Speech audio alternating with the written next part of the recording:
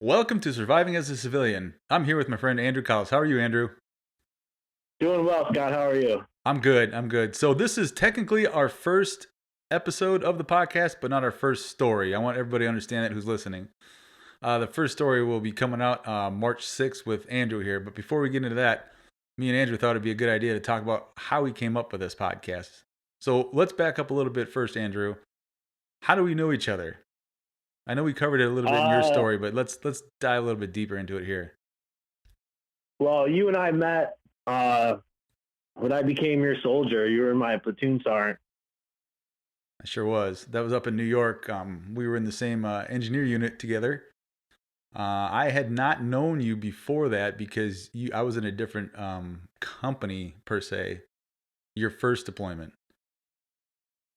Yeah, you were doing what? PSD? Yep. And then I did that for a year. We came back from Afghanistan.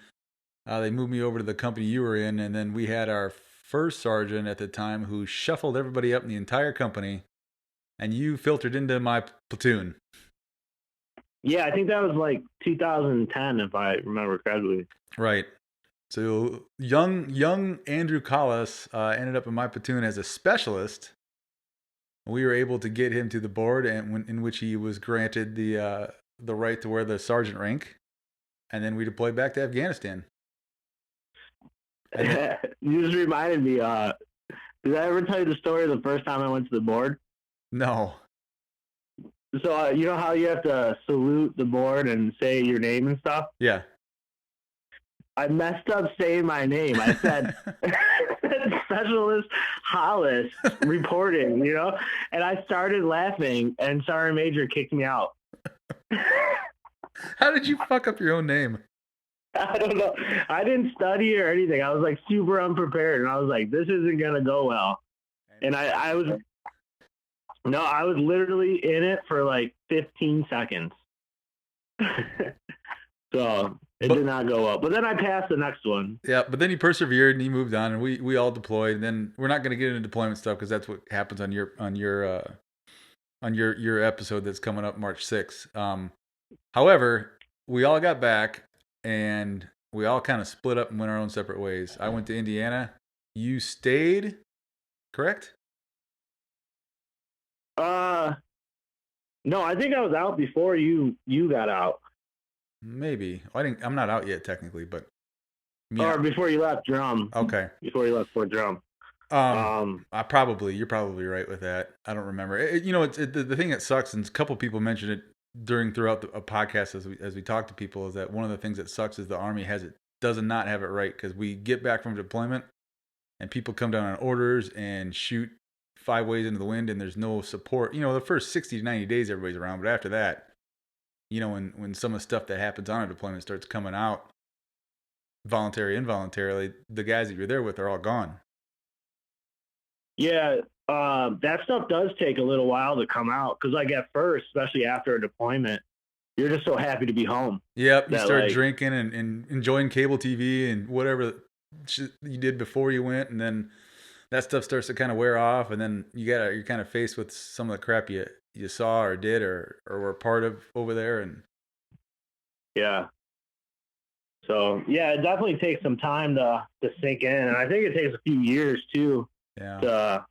To really like start actually dealing with that stuff. But so you got off of the social media for a while, and then you recently came back on it, probably within the last 6-8 months. Yeah, I just started in late 2019. I decided to. Well, that was part of my PTSD stuff. Is that like I became like a recluse. I stopped talking to everybody, and like I enjoy being alone. And I finally was like, you know what, I got to start talking to these people again and living a normal life. So that's how I end up, well, for lack of a better term, reconnecting with you. Is you popped up on Facebook. I was like, oh shit, because I didn't have your number for forever, and that's how we started talking. And we just I think we would probably call once a week or once every other week, both drunk.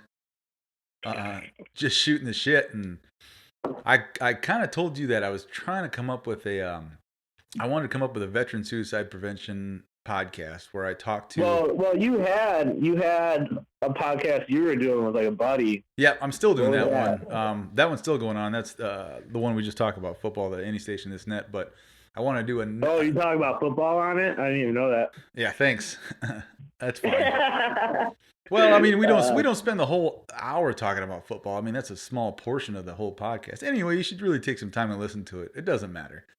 So I wanted to start a second project to where I dealt with. So what I really want to do ideally is I wanted to get people that either had attempted or had a family member that committed suicide, and then what the effects are of people after that with everybody. So what I did, yeah, and then it was very difficult for me to find people. So I figured the specific military would be difficult, and it's me still being in the Army and the rank I'm at. It probably wasn't the right thing for me to ask people about that stuff. So I tried to open it up to anybody that this has happened to. So I put a Craigslist ad in St. Louis, and I got 2 responses back, and then Craigslist took my ad down for being offensive to community standards, which I don't understand how it was. yeah, that's what I said. Like when you told me that, I was like, how in the world do you find those people? You know what I mean? Like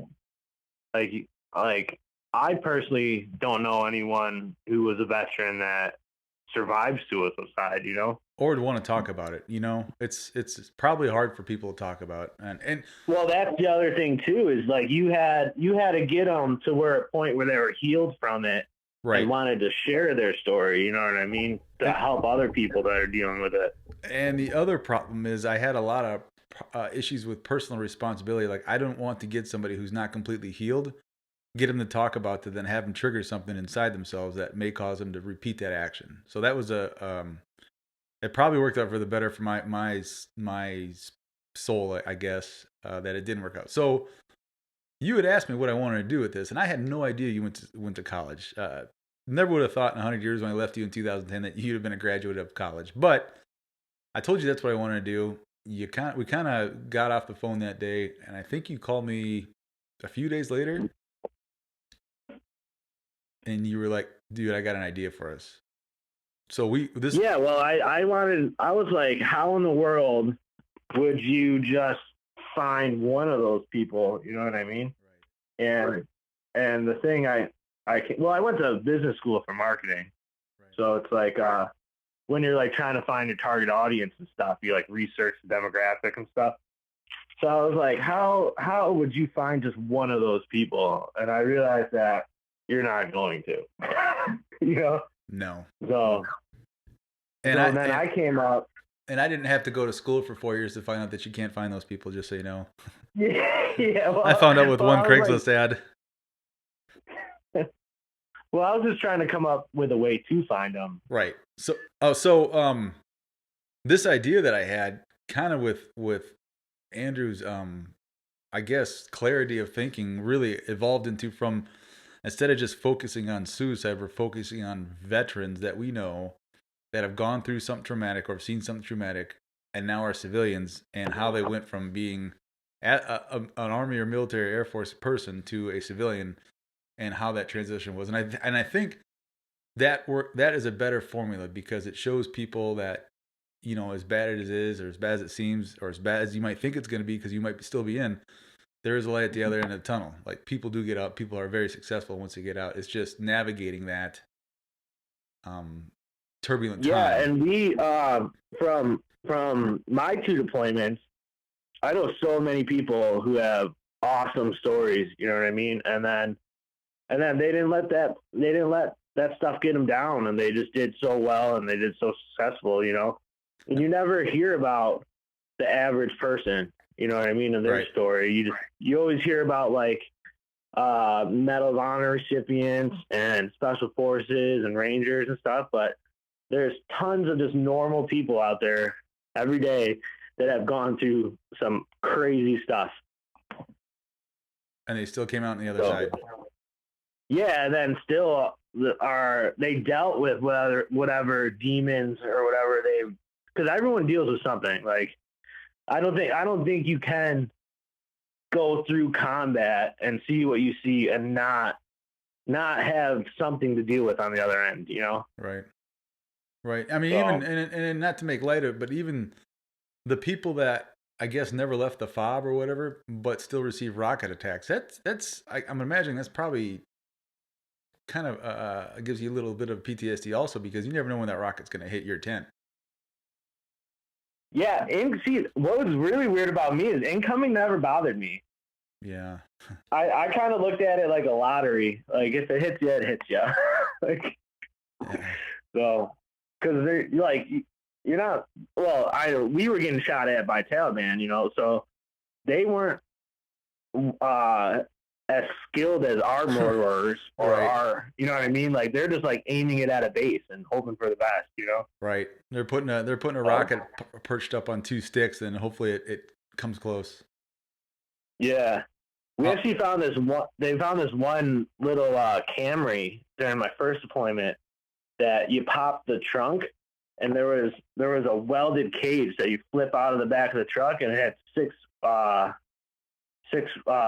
tubes on the back of it. So they would just park, open the trunk, and shoot 6 rockets, close it, drive away. That's awesome. It was pretty cool. So what Andrew came up with and kind of guided this whole project. He kind of came up with what our mission statement is, and this is something that he created.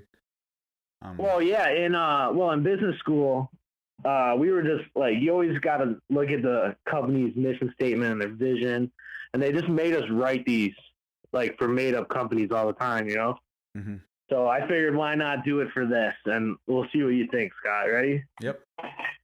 Our mission statement is to share stories of veterans and their life after service and combat. So that pretty much sums up what we do right now. Right. Yep. And And then, so, and I think we jumped ahead a little bit. We're complete with the interviews. I've done all the interviews we're going to do for this season.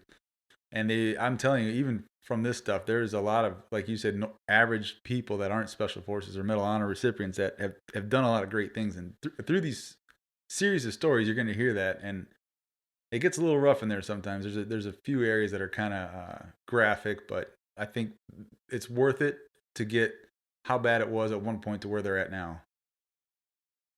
yeah, and it just they're amazing stories, and these people are doing so well now, and they're like inspirations. You know what I mean? Like it's pretty awesome stuff. It actually turned out way better than I thought it would. Yeah, really? Do you think that, or what? How do you think it? So there's a few that were turned out way better than I thought, but the rest, the good thing about this is, and you'll hear it as you guys I'm listen saying to it. overall, like the whole nutshell, I think it went real well. Yep, So. it went real well. So including with that, Andrew also developed our vision statement for this podcast. Yeah, and vision statement is like where we're hoping to go with it in the future. So that'd be to inspire and help soldiers' families, soldiers' friends, soldiers and veterans live a happy, successful life after service and combat. So, and the nice thing about this podcast is it's all the stories are military related, but the story is the story though. It could be anything. So this can help anybody not necessarily related to the military get through some difficult times. And additionally, it proves that It also shows people that they're not the only ones that went through something. Like, yeah, these are all combat related, but it's all getting over it. You know what I mean? Living and not getting stuck in that moment, but living your life past that. Right. It's real easy to get stuck in those traumatic moments and leave them and live your future life with and carry them with you every day. I'm very excited about this thing. Again, March 6th is when you'll hear Andrew's episode. He's the very first one of 6. One of the better ones, in my personal opinion, but I like them all. But April 6th on Spotify, anywhere else you get your podcast, and Apple iTunes, you'll be able to hear that starting March 6th. Surviving as a Civilian. Surviving as a Civilian. Yep, that's the name. All right, thank you, Andrew. All right, man. I will talk to you soon. Thanks for having me on again. No problem. Thanks for helping me out with this project. Honestly, Andrew, it really meant a lot to me to have somebody to do this. I would never have been able to do near as much as this crap by myself. Obviously, you should see my other podcast. There's not hardly any marketing and stuff like that. But thank you again. Truly, I mean it. I appreciate all your help with this stuff. No problem, Scott. It was a lot of fun. We'll do it again sometime. We got to start working on season 2 already. You know that, right? Yeah, that's what I'm saying. As soon as this is done, it's like back to work. So, Right. But at least we get to see what it does, and it'll be interesting and fun to see what other people think of it. Absolutely. All right, my friend. I'll talk to you later. All right, I'll see you later, Scott. Before I go, on behalf of Andrew and I, we would like to thank all the veterans we talked to for taking the time to share their stories with us. We created this podcast to show not just the military, but everyone that you can make it through some of the toughest times in your life and come out on the other side on top. Here at Surviving as a Civilian, we cannot stress enough the importance of getting help if you need it or giving help if you can. Sometimes it could be as simple as making a phone call or answering that phone in the middle of the night from someone you haven't heard from in a while. If you or someone you know is struggling, help is available at the National Suicide Prevention Lifeline at 1-800-273-8255 or text the word HOME to 741-741. If you think your story can help someone out and you want to share it with us, please email us at survivingasacivilian.casting@gmail.com. Subscribe and rate this podcast on iTunes, Spotify, or anywhere else you get your podcast. Like and follow Surviving as a Civilian on Facebook, Instagram, and Twitter. Until next time, get help if you need it, or give help if you can.